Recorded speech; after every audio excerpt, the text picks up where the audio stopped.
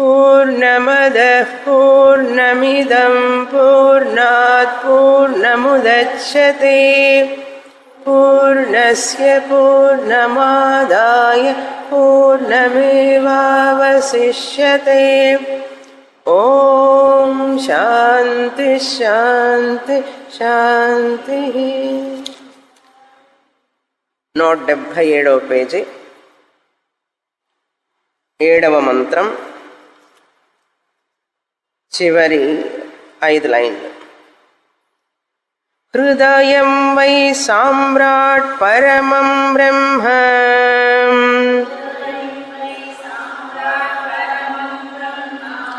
నైనం హృదయం జహాతి సర్వాణ్యేనం భూతాన్యభిక్షరంతి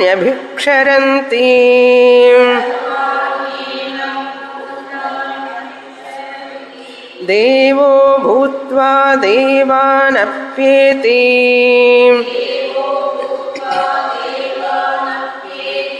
య ఏవం విద్వానేతదుపాస్తే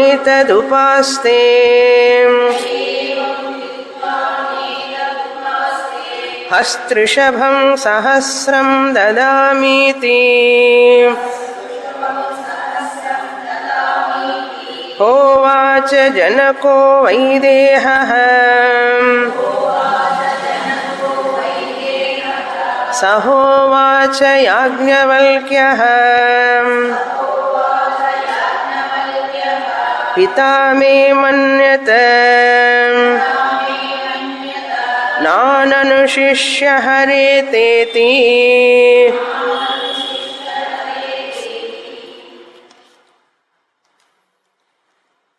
నాలుగవ అధ్యాయం 1వ బ్రాహ్మణం పూర్తి చేశాం క్రిందటి వారం. ఈ మొదటి బ్రాహ్మణానికి షడాచార బ్రాహ్మణం అని పేరు. ఈ షడాచార బ్రాహ్మణంలో 6 గురువుల దగ్గర జనక మహారాజు ఉపాసనలను తెలుసుకున్నారు. సగుణ బ్రహ్మ ఉపాసన. ఈ 6 ఉపాసనలను తెలుసుకున్నప్పుడు యాజ్ఞవల్క్యుల వారు అడిగారు, మీకు ఈ ఉపాసనలు చెప్పేటప్పుడు వాళ్ళు ప్రతిష్ఠ, ఆయతనం, ఉపనిషత్తుల గురించి చెప్పారా అన్నారు. నాకు చెప్పలేదు అన్నప్పుడు, అయితే మీరు 1 పాదం మాత్రమే తెలుసుకున్నారు, మిగతా 3 పాదాలు తెలుసుకోలేదు అని యాజ్ఞవల్క్యుల వారు అన్నప్పుడు, అయితే నాకు చెప్పండి అని జనకుడు అడిగాడు. అప్పుడు యాజ్ఞవల్క్యుల వారు ఒక్కొక్క దేవత ఆయతనం ఏమిటి, ప్రతిష్ఠ ఏమిటి, ఉపనిషత్తు ఏమిటని చెప్తూ వస్తున్నారు. కనుక 6 గురువులు 6 దేవతల గురించి, 6 ఆయతనాలు, 6 ప్రతిష్ఠ, 6 ఉపనిషత్తుల రహస్యం, నామధేయం, ఇవన్నీ తెలుసుకున్నారు యాజ్ఞవల్క్యుల జనకులు. ఎవరి దగ్గర అంటే 3 పాదాలు యాజ్ఞవల్క్యుల వారి దగ్గర, 1 పాదం ఆ గురువుల దగ్గర నేర్చుకున్నారు. కనుక పూర్తిగా చతుష్పాత్ ఉపాసనని నేర్చుకున్నారు జనక మహారాజు. నేర్చుకొని ఆ ఉపాసన చేశారు.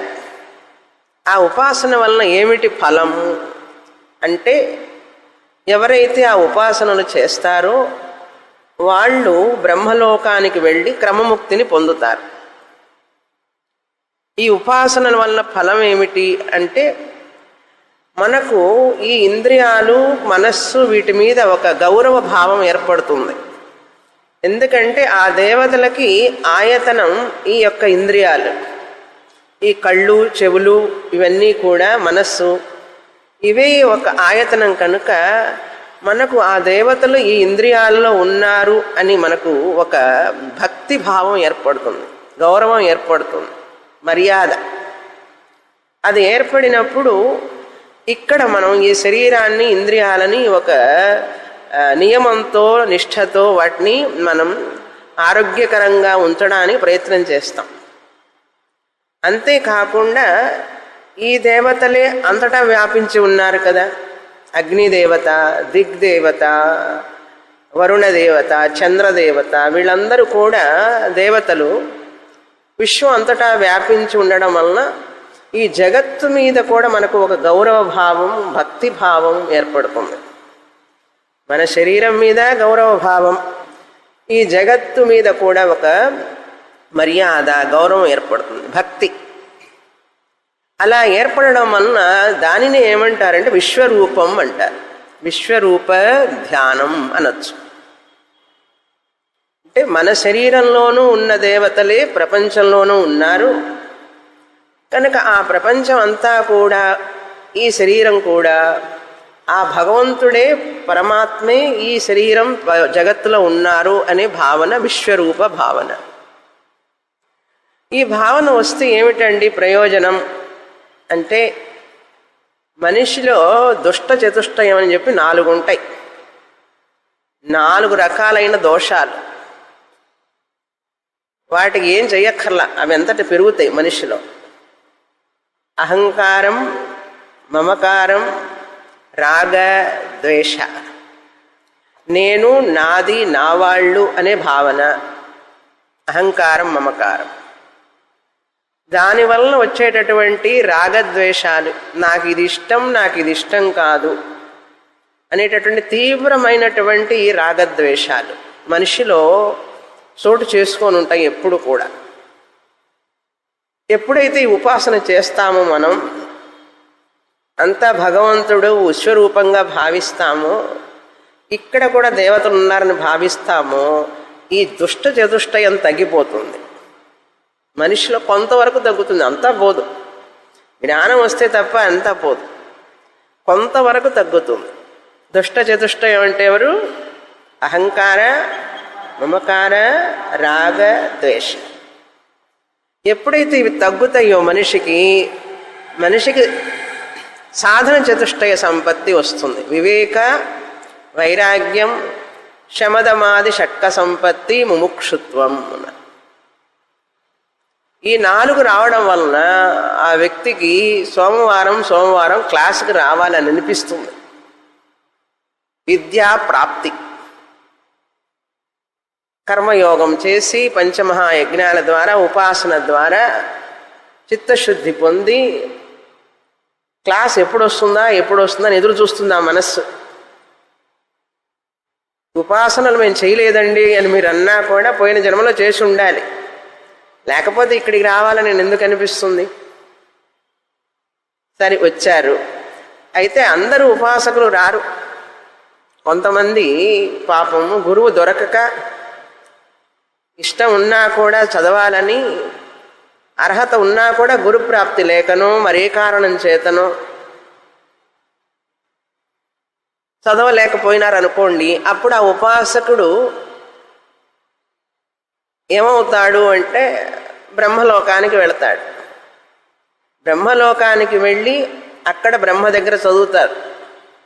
ఏం చదువుతారు? ఇదే బృహదారణ్యకోపనిషత్తు. అక్కడ చదివి క్రమముక్తిని పొందుతాడు. ఆయనకు 4 తలలు కనుక, ఒక తలలో దగ్గు ఉందనుకోండి, ఇంకొక తలలో నుంచి చెప్తాడు. ఏ తలలో ప్రాబ్లం ఉన్నా ఇంకొక తల ఉపయోగించుకోవచ్చు. అంటే నాన్ స్టాప్ క్లాసెస్. అంత ఫుడ్, లాడ్జింగ్ అంతా అక్కడే కదా, ఇంటికి వెళ్ళక్కర్లా, వంట చేసుకోవక్కర్లా. అందుకని బాగా చదువుతారు. అప్పుడు అలా చదివిన తర్వాత క్రమముక్తి పొందుతాడు. ఒకవేళ బ్రహ్మలోకానికి వెళ్ళినా కూడా ఆ బ్రహ్మలోకాల్లో సుఖాలు అనుభవించాలని అనుకున్నాడు అనుకోండి, బ్రహ్మలోకానికి వెళ్ళిన తర్వాత కూడా క్లాస్కి అటెండ్ కాకపోతే, కొంతమంది పిల్లలు అంతే, కాలేజీకి పోతారు కానీ క్లాస్కి అటెండ్ అవ్వరు, వేరేవో చేస్తూ ఉంటారు, క్లాసులో చెప్పిన పాఠం వినరు. అలా అటెండ్ అవ్వకుండా బ్రహ్మలోకంలో ఉన్న సుఖాలన్నీ అనుభవించాలని కోరుకున్నాడు అనుకోండి ఒకవేళ, అప్పుడు ఏమవుతాడు అంటే మళ్ళీ క్రిందికి వస్తాడు. ఇదే మద్రాస్, ఇక్కడే వాటర్ ప్రాబ్లం, అన్ని ప్రాబ్లం ఉన్నాయి కదా, అక్కడికే వస్తాడు మళ్ళీ. కనుక నిష్కామంగా చెయ్యాలి. చేసిన తర్వాత అక్కడికి వెళ్ళి మళ్ళీ చదవాలి. చదవకపోతే క్రమముక్తి కూడా రాదు. క్రమముక్తి అన్నా కూడా జ్ఞానం వస్తేనే, అది జ్ఞానం లేకుండా మోక్షం లేదు. సరే, ఈ విషయం అంతా చెప్పారు, పూర్తయిపోయింది. ఈ అధ్యాయం చూసాం మనం. ఈ బ్రాహ్మణం సగుణం మాత్రమే చెప్పారు. మీరు ఆవులను తీసుకువెళ్ళండి, మీకు ఇస్తాను అని అంటేను ఇంకా విద్య పూర్తి కాలేదన్నాడు. ఎవరు? యాజ్ఞవల్కుల వారు. సగుణ ఉపాసనేనయ్యా నీకు చెప్పింది, ఇంకా నిర్గుణం బ్రహ్మ ఉన్నదే, అది పూర్తి కాకుండా విద్య ఎట్లా పూర్తి అవుతుంది? కనుక మీకు పూర్తిగా చెప్పకుండా నేను ఆవుల్ని తీసుకువెళ్ళను, ధనము తీసుకోను, ఏం తీసుకోను అన్నాడు. కనుక ఇప్పుడు నిర్గుణ బ్రహ్మ అని గురించి చెప్పాలి. సోయమాత్మ చతుష్పాత్ అవి చెప్పిన తర్వాత 4వ ఉపాసనలన్నీ చెప్పిన తర్వాత తురియం బ్రహ్మ గురించి, నిర్గుణ బ్రహ్మ జ్ఞానం రావాలి కదా. కనుక మీకు అది చెప్పాలి. అది చెప్పడానికి ముందు ఒక ప్రశ్న వేస్తారు. తర్వాత బ్రాహ్మణంలో యాజ్ఞవల్కుల వారు ఏం ప్రశ్న వేస్తారంటే, మనిషి చనిపోయిన తర్వాత ఉపాసకుడు ఎలా ప్రయాణిస్తాడో నీకు తెలుసా అని అడుగుతారు. అంటే నాకు తెలియదు అంటాడు. అయితే నేను చెప్తాను వినంటారు. ఆ సూత్రం మా మంత్రాలు చదువుతాం మనం ఇప్పుడు. 2, 3, 4 బ్రాహ్మణాల్లో చెప్తారు ఇప్పుడు ఆ విషయం మనకు. 2, 3, 4 బ్రాహ్మణాలు, మంత్రాలు కాదు. 2వ బ్రాహ్మణం, 3వ బ్రాహ్మణం, 4వ బ్రాహ్మణం ఇవంతా కూడా నిర్గుణ బ్రహ్మ విషయానికి తీసుకువెళ్తారు యాజ్ఞవల్కుల వారు. ఎందుకంటే జనక మహారాజు అధికారి, మంచి స్టూడెంట్, బెస్ట్ స్టూడెంట్. ఉపాసన చెప్పారు కదా, ఉపాసన చేసి చేసి ఆయనకి ఆ యొక్క అర్హత వచ్చేసింది. బ్రహ్మ విద్యకి అర్హత వచ్చింది ఆయనకి, ఉపాసన ధ్యానం చేయడం వల్ల. ఈ విధంగా ఇప్పుడు ఆ మంత్రం చదువుతాం. చాలా ముఖ్యమైనటువంటి పోర్షన్ అన్నమాట ఈ ఉపనిషత్తులో. ఎలా వస్తుంది అని, ఎటువంటి జనక మహారాజు అని చెప్పి ఆ మంత్రంలో వస్తుంది. ఆయన పొగుడుతారు యాజ్ఞవల్కుల వారు. చదువుతాం. 179వ పేజీలో 2వ బ్రాహ్మణం మొదటి మంత్రం. జనకోహ వైదేహః కూర్చాదుపావసర్పన్నువాచ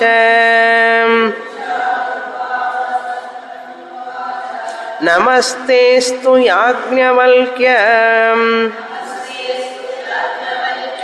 అనుమాశాధీతి సహోవాచ యథా వై సామ్రాట్ మహాంతమధ్వానమేష్యన్ సామ్రాట్ మహాంతమధ్వానమేష్ రథం వా నావం వా సమాదధీత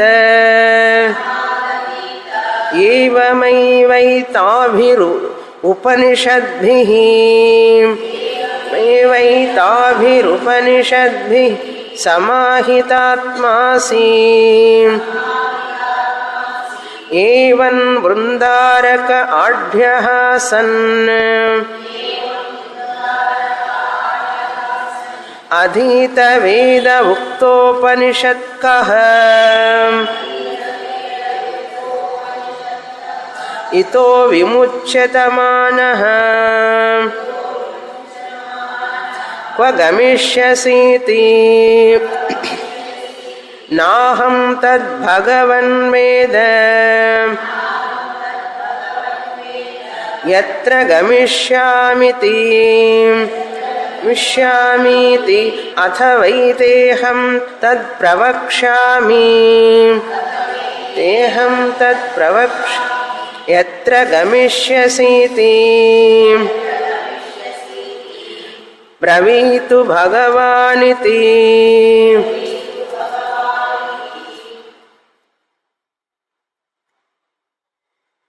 జనకోహ వైదేహః.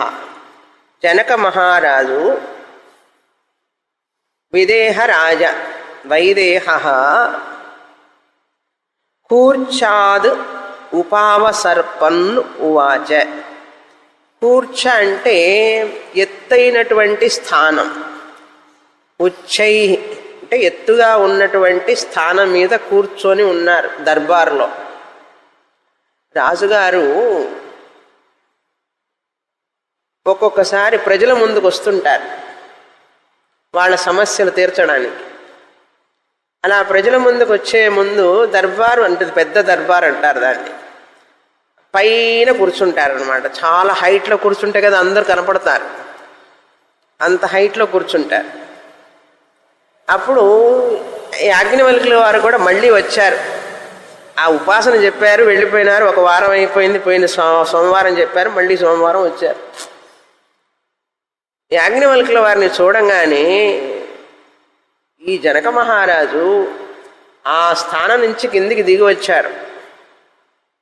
వచ్చి నమస్తే అస్తు, నమస్కారం మీకు అన్నాడు. పాదాభివందనం చేశాడు. కూర్చావదుపావ సర్పన్ను అంటే ఆ పైన కూర్చున్న ఆసనం నుంచి దిగి వచ్చారు కిందికి. ఎంత రాజైనా కూడా చూడండి అంత వినయం. ఆయనకి శాస్త్రం మీద అంత భక్తి, చదవాలని తెలుసుకోవాలని. అది తెలుసుకున్న వ్యక్తుల మీద భక్తి ఉంటుంది. ఎప్పుడైతే మనకు తెలుసుకోవాలని ఉంటుందో, ఒక సత్యమైన విషయాన్ని తెలుసుకోవాలని ఉంటే ఆ సత్యమైన విషయం ఎవరి దగ్గర ఉన్నదో ఆ వ్యక్తిని మనం గౌరవిస్తాం. అది జనకుడు యొక్క వివేకత, ఆయనకు వివేకం ఉన్నది. అలా క్రిందికి దిగి వచ్చి నమస్కారం చేసి యాజ్ఞవల్క్య నమస్కారం చేయటమే కాదు, అనుమాషాధీతి, మా అనుషాధీతి అది చదువుకోవాలి. అనుమాషాధీతి అని ఉన్నది, చదివేటప్పుడు మా అనుమాషాధీతి, నాకు మీరు బోధించవలసినది. అది ప్రింటింగ్ మిస్టేక్ కాదు, మనం చదివేటప్పుడు అట్లా చదవాలి. నాకు మీరు బోధించవలసినదిగా కోరుతున్నాను అన్నారు. అను అంటే ఇక్కడ పరంపరగా శాస్త్రబద్ధంగా నాకు మీరు బోధించండి. అంటే పరంపరాగత సంప్రదాయ ఉపదేశ అని అర్థం. అను అంటే షాధీతి అంటే బోధించండి అని అర్థం. అను అంటే పరంపర శాస్త్రయుక్తంగా, అది ముఖ్యం. చాలామందికి పరంపర తెలీదు, శాస్త్రయుక్తం తెలీదు, సంప్రదాయము తెలీదు. వాళ్ళు మంచి సంప్రదాయ కుటుంబంలో నుంచి వచ్చారండి అంటారు. ఆ సంప్రదాయం అంటే ఏమిటో తెలియదు, కానీ సంప్రదాయ కుటుంబంలో నుంచి వచ్చారు అంటే ఏమిటి అర్థం? ఆచారం పద్ధతి ఉంటుందన్నమాట వాళ్ళకి. అలా ఆచారంలో ఉంటూ అంటే వాళ్ళ పెద్దలు చెప్పినటువంటి విషయాన్ని ఆచరిస్తూ వస్తే సంప్రదాయ. సమ్యక్ ప్రదీయతే ఇది సంప్రదాయ. అంటే నా నడవడిక, నా జీవితం అన్నీ కూడా నా ఇష్టం వచ్చినట్లుగా ఉండదు. మా ఇంట్లో పెద్దలు చెప్పినటువంటి పద్ధతి ఆచారం ప్రకారంగా ఉంటే అది సంప్రదాయం. సంగీతం, నృత్యం ఇవన్నీ కూడా సంప్రదాయం అంటారు చూసారా, సంప్రదాయ కళలు.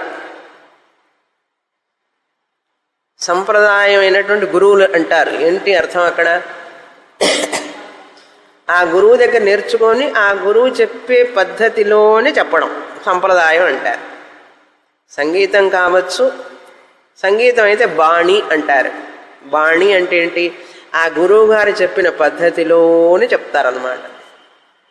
సంగీతమైన, నృత్యమైన, ఏ కళ అయినా కూడా గురువు దగ్గర నేర్చుకొని ఆ గురువు చెప్పే పద్ధతిలో చెప్తే సంప్రదాయం. అది శాస్త్రమైనా కూడా అంతే, దాన్ని కూడా సంప్రదాయం అంటారు. చాలామందికి ఇది సంప్రదాయమే తెలియదు. మన సమాజంలో ఒక వ్యక్తి వలన ఒక వ్యక్తి గొప్పతనాన్ని ఎప్పుడూ కూడా మనం అధికంగా ప్రాముఖ్యాన్ని ఇవ్వం. ఎంతటి గొప్పవాడైనా సరే ఆ వ్యక్తి ఆ వ్యక్తి వచ్చిన పరంపర సంప్రదాయాన్ని అనుగుణంగా వ్యక్తికి ఆరాధనే కానీ వ్యక్తికి వ్యక్తిపరంగా గొప్పతనం కానీ అధికంగా ప్రాముఖ్యతను కానీ ఇస్తే సమాజం దెబ్బతింటుంది. ఎందుకంటే వ్యక్తి ఎప్పుడూ కూడా పరిపూర్ణుడు కాడు. వ్యక్తిలో మధ్యలో దోషాలు రావచ్చు. అందుకని ఇప్పుడు శృంగేరి ఆచార్యులు, కాంచి ఆచార్యులు, తర్వాత ద్వారకాపీఠం, బదరి, ఇవన్నీ కూడా ఈ ఆచార్యులందరూ కూడా వాళ్ళ ఇష్టం వచ్చినట్టు ఉండడానికి లేదు. అక్కడ ఆచారం అనేది అక్కడ పరంపరగా వస్తున్నటువంటిది. శంకరాచార్యుల వారు గురు పరంపరని అక్కడ స్థాపించారు. దాని ప్రకారంగా ఉండాల్సిందే. వీళ్ళు 3 కాలాలు పూజ చేయాలి, రకరకాలైనటువంటి కార్యక్రమాలు చేయాలి. ఆ పద్ధతిలో ఉంటేనే సంప్రదాయం అది.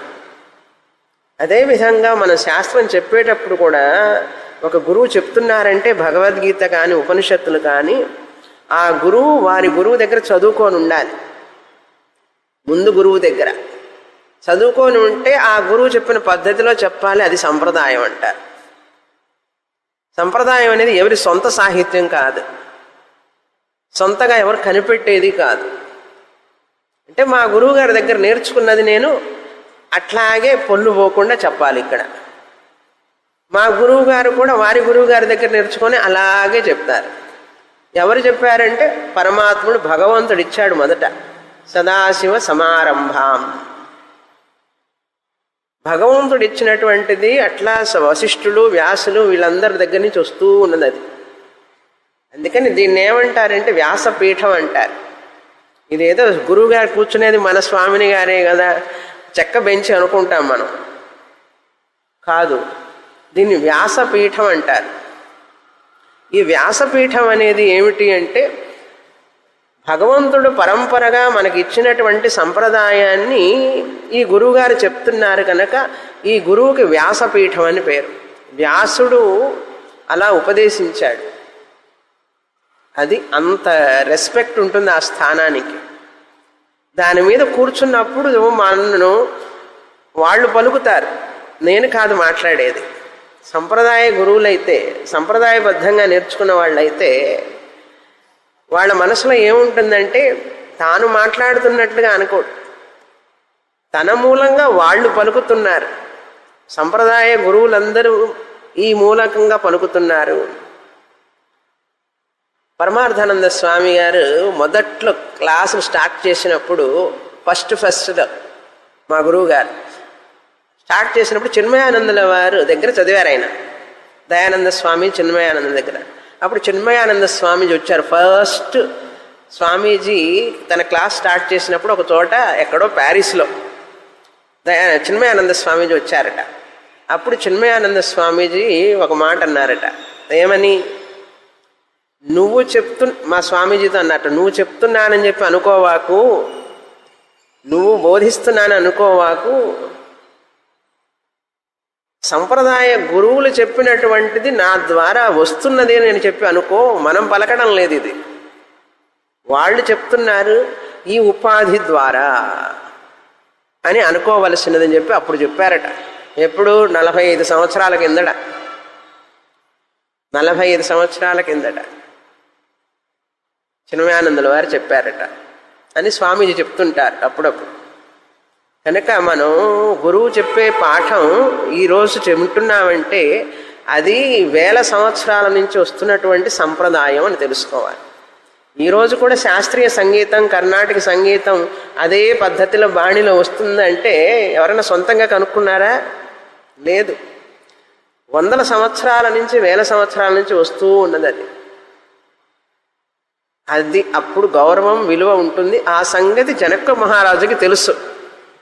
అందుకనే మెట్లు దిగి పైనుంచి క్రిందికి వచ్చి రాజైన వాడు ఒక బ్రాహ్మణుడి దగ్గరికి, యాజ్ఞవల్కుడి దగ్గరికి వచ్చాడు. దేనికి వచ్చాడు? అంత గొప్ప రాజు అంటే ఆ విద్య కోసం, ఆ సంప్రదాయమైనటువంటి విద్యను బోధించండి నాకు అని చెప్పి అడిగాడు. అంటే గర్వం లేదు మనిషిలో. చూసారా? మనిషిలో అహంకారం, గర్వం ఉన్నప్పుడు విద్య రాదు.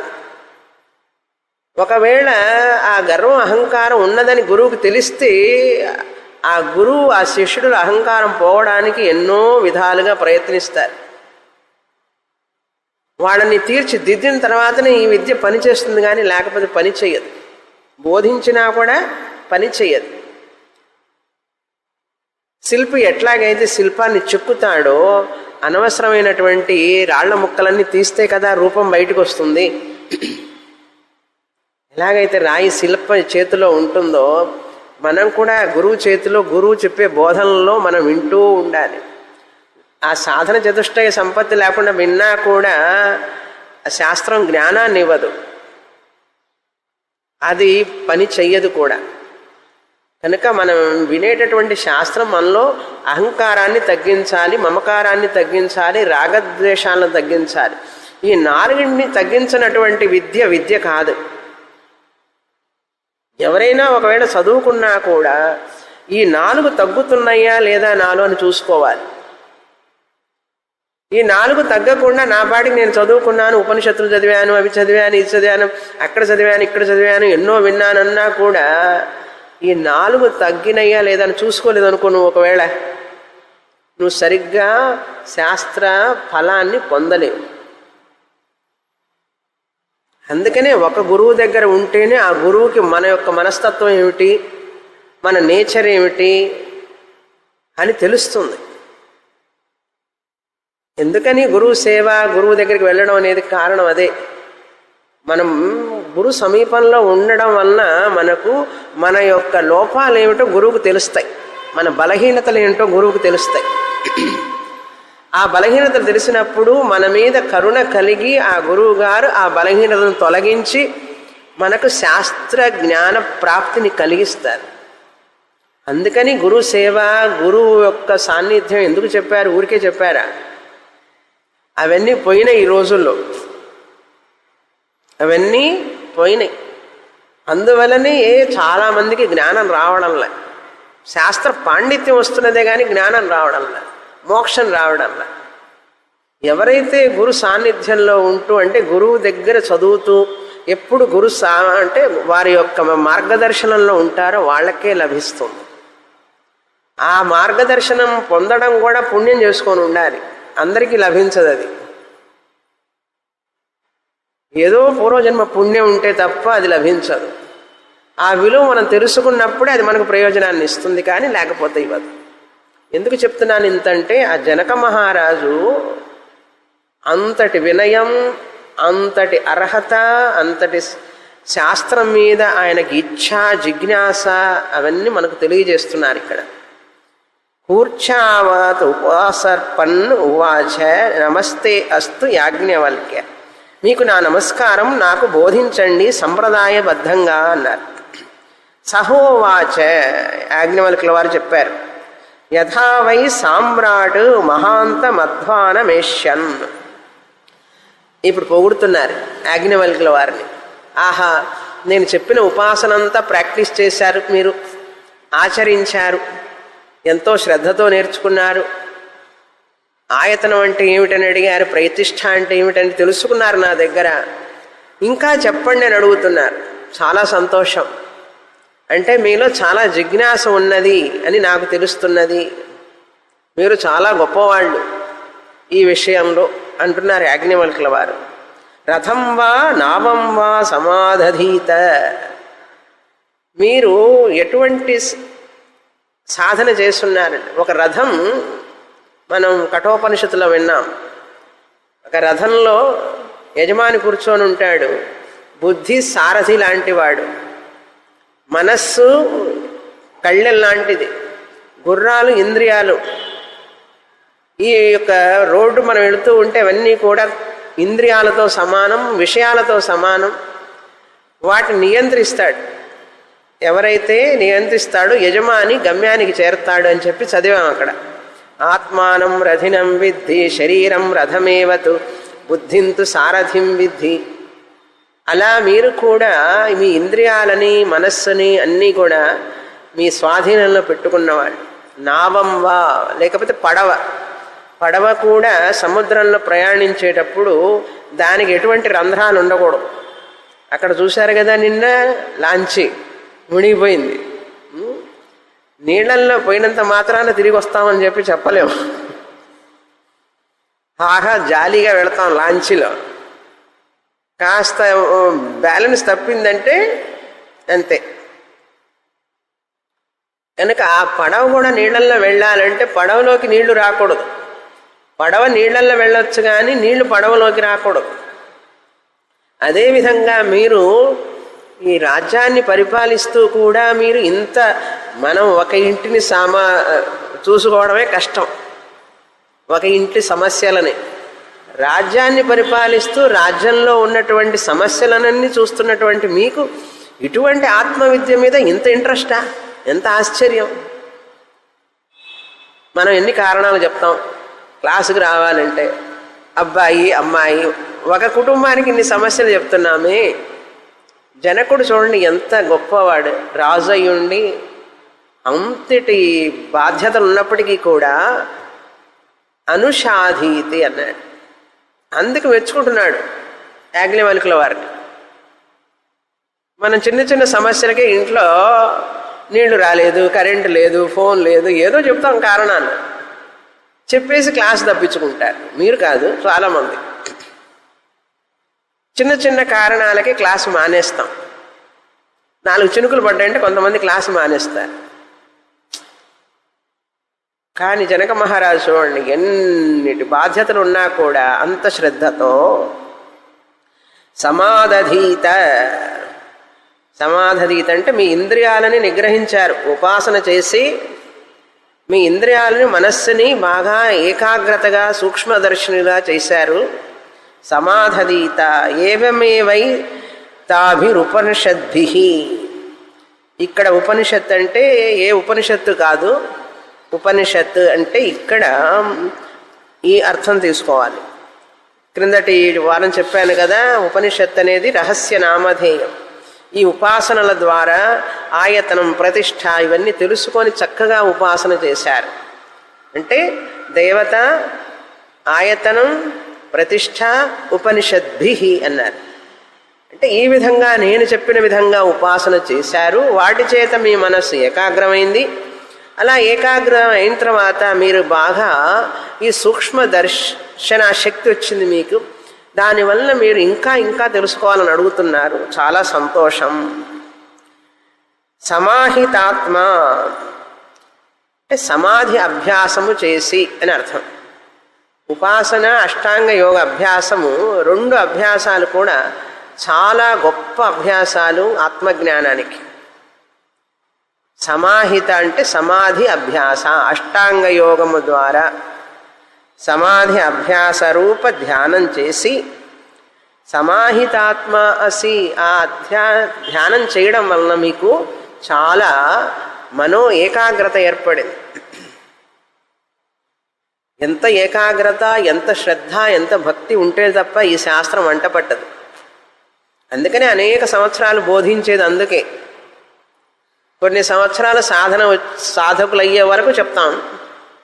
తర్వాత నిజంగా సాధకుడు అయిన తర్వాత అసలు లిజనింగ్ మొదలవుతుంది. అందుకని ఎందుకు ఎన్ని సంవత్సరాలు ఏం చదువుతున్నారు అనుకుంటుంటారు. స్వామీజీ క్లాసుకి చాలామంది పెద్ద ముసలి వాళ్ళందరూ వస్తుంటారు, కార్లలో వస్తుంటారు. ముసలివాళ్ళు అంటే అంతే కదా మరి, కార్లలోనో ఏదో వస్తుంటే డ్రైవర్లు అందరూ అనుకుంటుంటారు ఈవిడ ఇన్ని సంవత్సరాల నుంచి వస్తున్నది, వింటుంటుంది. ఏం వింటుంది ఇంత సంవత్సరాలు, 30 సంవత్సరాలు అని చెప్పి వాళ్ళలో డిస్కషన్ అనమాట.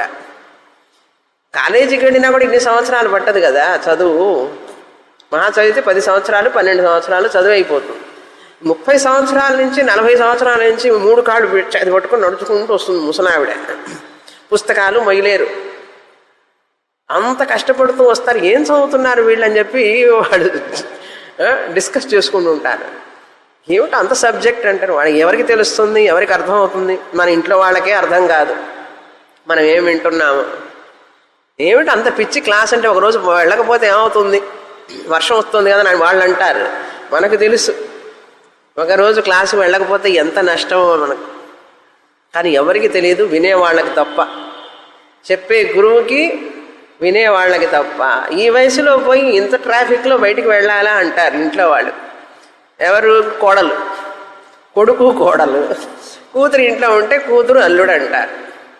ఎందుకండి ఈ వయసులో నడవలేక కష్టపడుతూ హాయిగా కృష్ణారామనుకుని ఇంట్లో టీవీ చూస్తూ కూర్చోవచ్చు కదా అంటారు. వాళ్ళకి తెలియదు. ఎవరికి తెలుస్తుంది? వచ్చి వినే వాళ్ళకి తెలుస్తుంది. అది ఒక రథాన్ని ఎట్లాగైతే నడిపించి మార్గానికి తీసుకువెళ్ళగలుగుతాడో మనిషి, తన ఇంద్రియాలని కూడా మనస్సుని బాగా సాధనల ద్వారా చేసి సమాహితాత్మ, మనస్సుని దృఢంగా ఆత్మదర్శనం కోసం, ఆత్మ సాక్షాత్కారం కోసం శాస్త్రాన్ని చదవాలి పట్టుదలతో అని చెప్పి ఎవరైతే వస్తారో అటువంటి వారు మీరు. ఏవం వృందారక ఆఢ్య. వృందారక అంటే చాలా ఉన్నతమైనటువంటి పూజ్యులు అని అర్థం. వృందారక అంటే పూజ్యుడు అని అర్థం. ఆఢ్య అంటే కర్మయోగము, ఉపాసనా యోగములు చేసి వాటి ద్వారా సాధన చతుష్టయ సంపత్తిని సంపాదించుకున్నటువంటి శమ, దమ, ఉపరమ, తితిక్ష, శ్రద్ధ, సమాధానం కనుక మీరు ఆఢ్య అన్నారు. వీటన్నిటి ద్వారా కానీ భగవత్ పూజ, ఉపాసన, భక్తి లేకుండా జ్ఞానం రాదు. దైవభక్తి ఉన్నవాడికే చిత్తశుద్ధి వస్తుంది. దైవభక్తి, దైవ ఆరాధన, ఈ సృష్టి అంతా కూడా భగవత్ స్వరూపంగా ఆరాధించని వాడికి ఎలా మనిషి అర్హుడవుతాడు? కానీ మనస్సు నిర్మలం కావాలి అంటే దైవభక్తి కావాలి. ఒకవేళ మనస్సు నిర్మలం అయి ఉన్నది అంటే ఆల్రెడీ చేసి ఉంటాం మనం. కాలేదు అంటే మనకు ఇది అర్థం కాదు, ఇందులో రుచి రాదు, మనకు ఇంట్రెస్ట్ రాదు. ఇంట్రెస్ట్ ఉన్నా కూడా అది నిలవదు. కొంతమందికి నిలవదు. ఆరంభ సూరత్వం అంటారు. ఓహో ఆహా అని చెప్పి అన్నీ ఒకేసారి చదివేయాలనిపిస్తుంది, కానీ కొద్ది రోజులే. ఆరంభ పటాటోపం అంటారు దాన్ని. తర్వాత ఉండదు. పాల పొంగు లాంటిది అది. పొంగుతుంది, కాసేపు ఆగిపోతుంది. అలా చాలామంది ఉంటారు. మొదట్లో అది చేస్తాం, ఇది చేద్దాం, అన్ని చదివేస్తాం, అది చేస్తాం అంటారు. తర్వాత దిగంగానే అందులో అబ్బా చాలా కష్టంగా ఉంది, వదిలేస్తారు. అలా చేయకూడదు. ఆఢ్య అంటే అనుకున్న దాన్ని సాధించాలనే పట్టుదలతో, కమిట్మెంట్ అంటారు, పట్టుదల.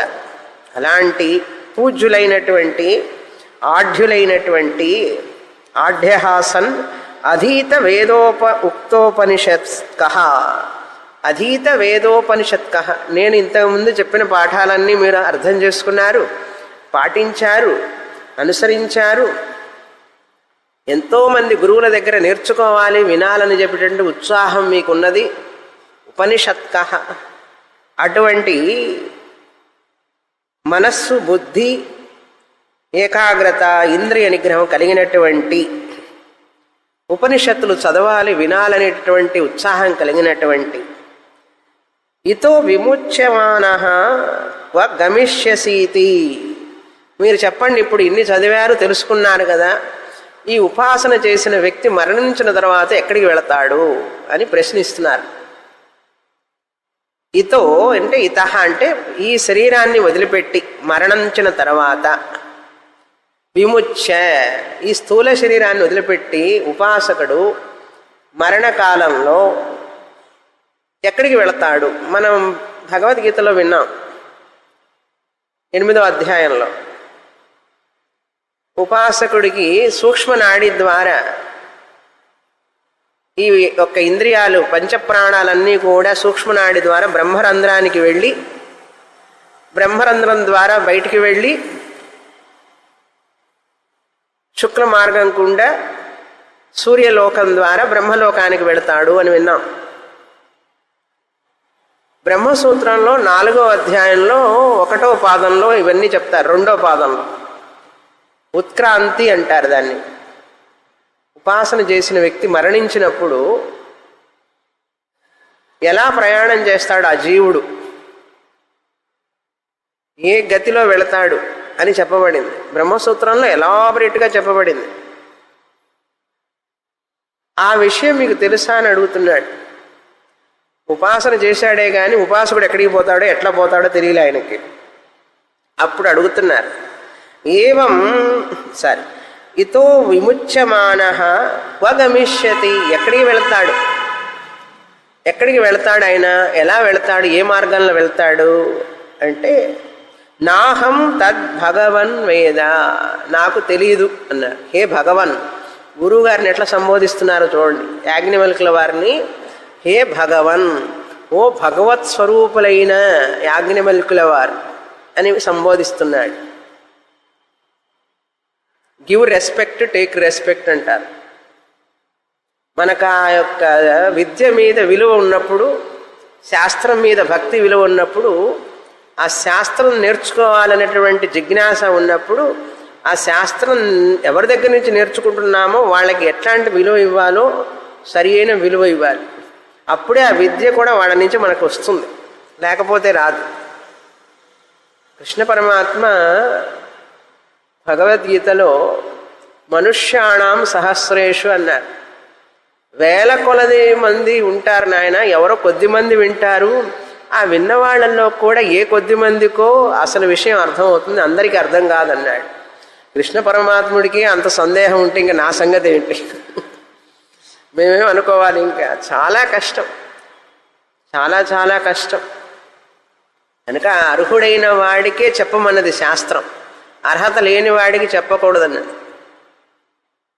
చిన్మయానందుల వారిని వారి గురువు గారు తారానంద అదే అన్నారు, వెళ్ళొద్దు చెప్పొద్దు అన్నారు ఎవరికి.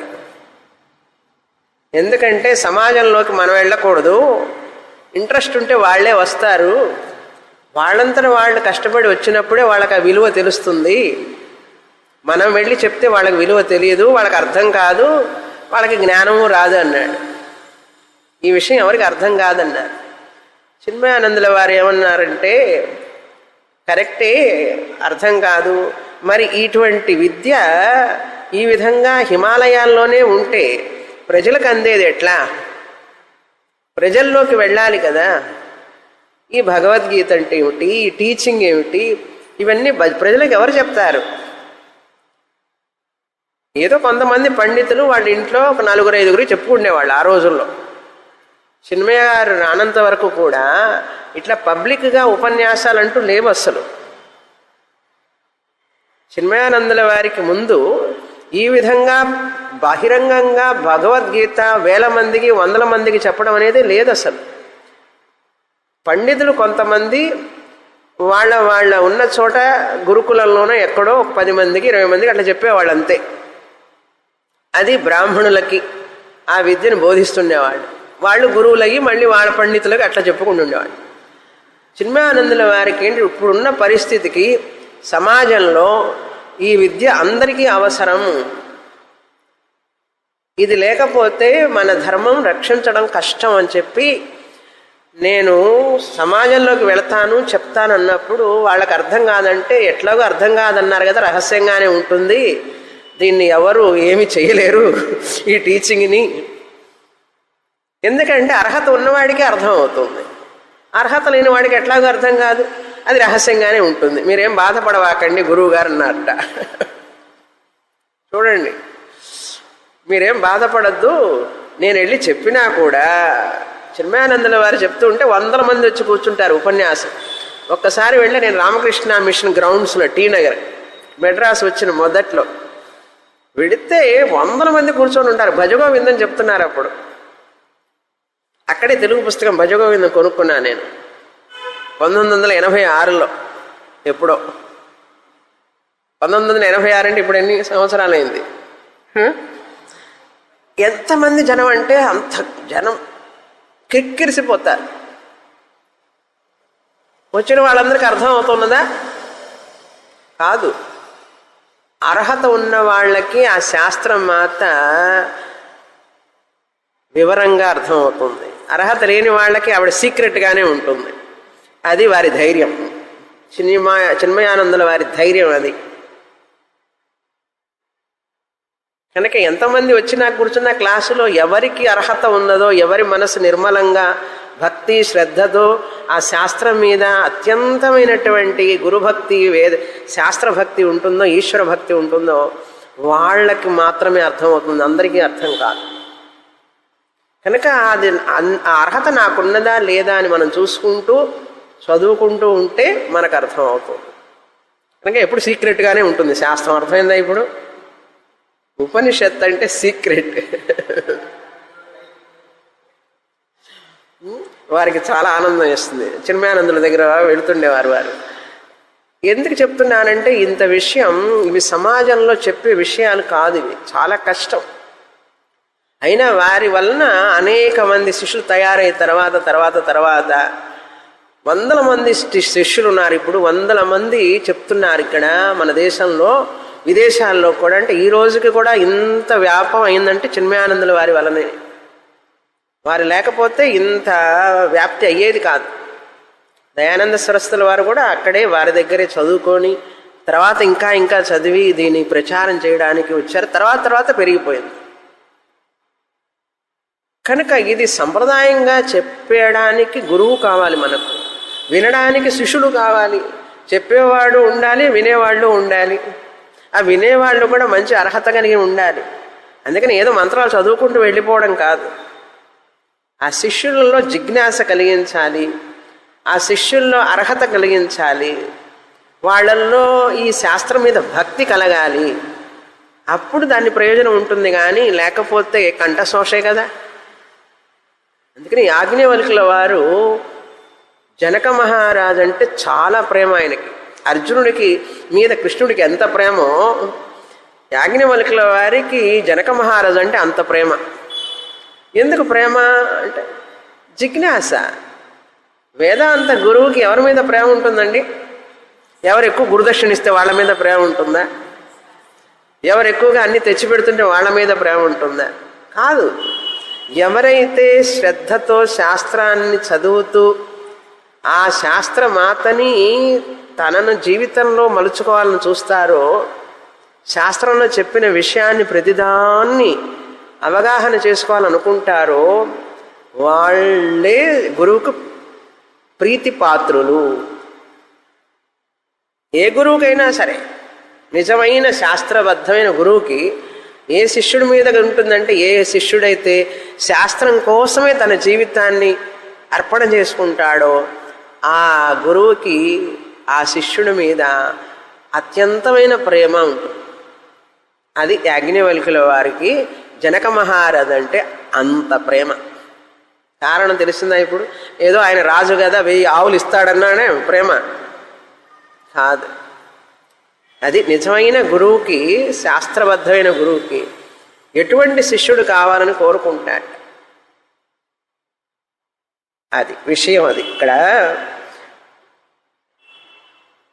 నాహం తద్ భగవన్ వేద. ఎందుకు చెప్పా ఇంత ఉపన్యాసం అంటే, భగవన్ అని ఉచ్చరిస్తున్నాడు గురువు గారిని. గురువు సాన్నిధ్యంలో ఉన్న కొద్దీ గురువు మీద గౌరవం పెరగాలే కానీ గౌరవం తగ్గకూడదు. మన అహంకార మమకారాల వలన మనలో ఎటువంటి రాగద్వేషాలు వచ్చినా కూడా ఆ గురువు మీద మనకు ద్వేషం వచ్చింది అంటే మనకు విద్య లభించదు. అందుకని భగవన్ నమస్కారం చేయడం గురువుకి అనేక సార్లు. దేనికంటే ఆ అహంకారం రాకుండా ఉండడం కోసం. ఇటువంటి మనస్తత్వం లేకుండా ఎంత శాస్త్రం చెప్పినా గురువు గారు వాళ్ళకి బోధపడదు. అందుకని కృష్ణ పరమాత్మ కూడా చూడండి ఎన్ని చోట్ల విలువల గురించి మాట్లాడతారు. 13వ అధ్యాయం, 16వ అధ్యాయం, 12వ అధ్యాయం, ఒక చోట 2 చోట్ల. ఎందుకు చెప్పాలి అవన్నీ? ఆత్మవిద్య చెప్పేసి పూర్తి చేయొచ్చుగా. ఆత్మవిద్య మాత్రం చెప్తే ఎక్కదు నాయన. దానికి కావలసిన అర్హతలు 16, 17 అధ్యాయాలు ఎన్ని చెప్తారు కృష్ణ పరమాత్మ. ఉపనిషత్తు చెప్తూనే వస్తుంది. సాధనం లేకుండా ఏం ప్రయోజనం లేదు. కనుక మనిషి ఆ విలువని తెలుసుకోవాలి. తెలుసు అని అడిగినప్పుడు తెలియదన్నాడు. ఎత్ర గమిష్యామీతి అథవై తేహం తత్ ప్రవక్ష్యామి. మనం చనిపోయిన తర్వాత ఎక్కడికి వెళతామో దాని గురించి నేను మీకు బోధిస్తాను అన్నాడు. ప్రవక్ష్యామి. ఎత్ర గమిష్యసీతి, ఎక్కడికి వెళతాడో ఆ విషయం మీకు బోధిస్తాను. అప్పుడేమన్నారు? బ్రవీతు భగవానితి.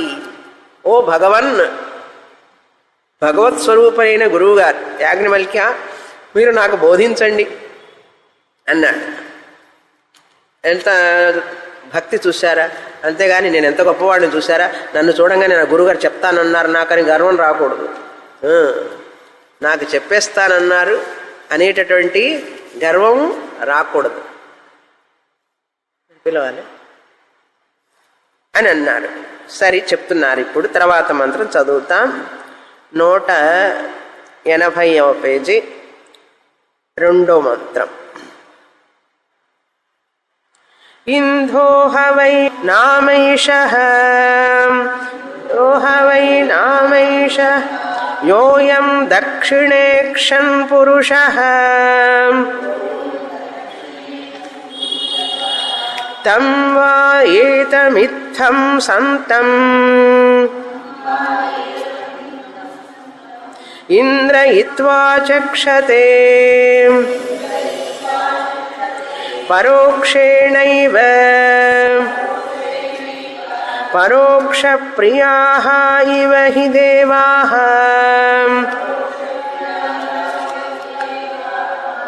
ప్రత్యక్షద్విషః.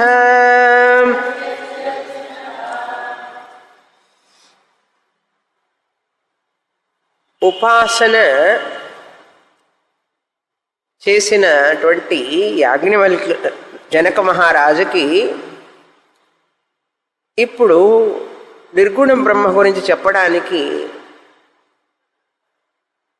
మాండూక్యోపనిషత్తు సారాంశం అండి. ఇది 12 మంత్రాల సారం మనకిక్కడ ఈ 4 బ్రాహ్మణాల్లో చెప్పబడుతోంది. మాండూక్యోపనిషత్తు సారం.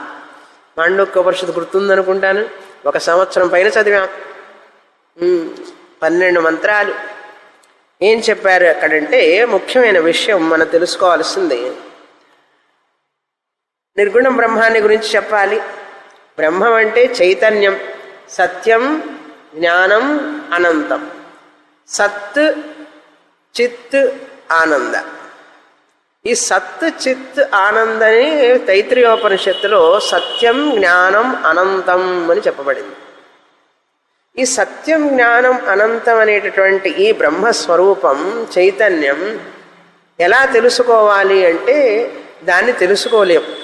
దానికి రూపం లేదు, శబ్దం లేదు. 7వ మంత్రం ఏంటి?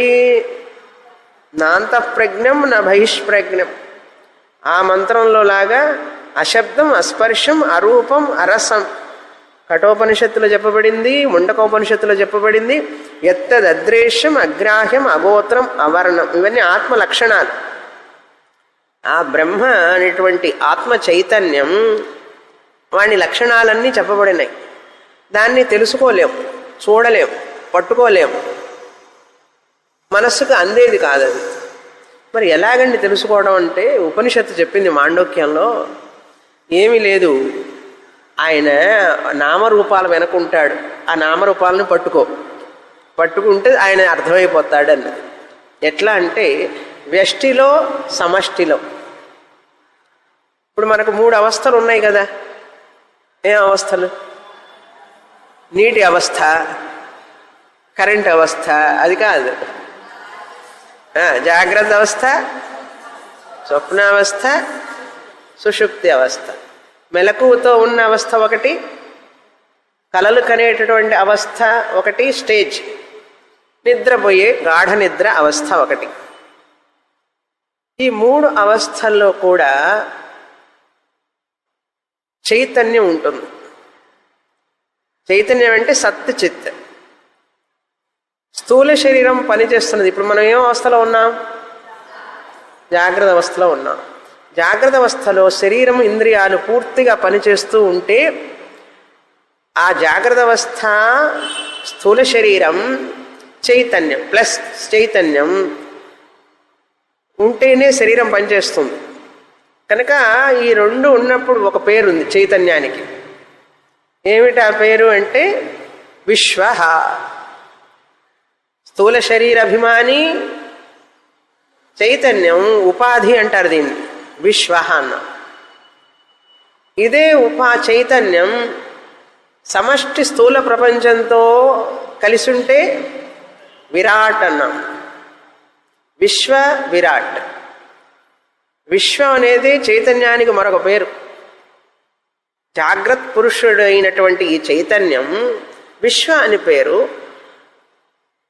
వ్యావహారిక ప్రపంచం, స్థూల ప్రపంచం, చైతన్యం కలిస్తే విరాట్ అని పేరు. కనుక విశ్వ విరాట్ అనేవి చైతన్యానికి పేర్లు. ఈ మెలకువ అయిన తర్వాత కలకంటాం, కలొస్తుంది. సూక్ష్మ శరీరం పనిచేస్తుంటుంది. అప్పుడు మనస్సు, ఆ సూక్ష్మ శరీరాభిమాని చైతన్యం ఉన్నది. ఎప్పుడు ఉంటుంది చైతన్యం? సూక్ష్మ శరీరాభిమాని తైజస అని పేరు.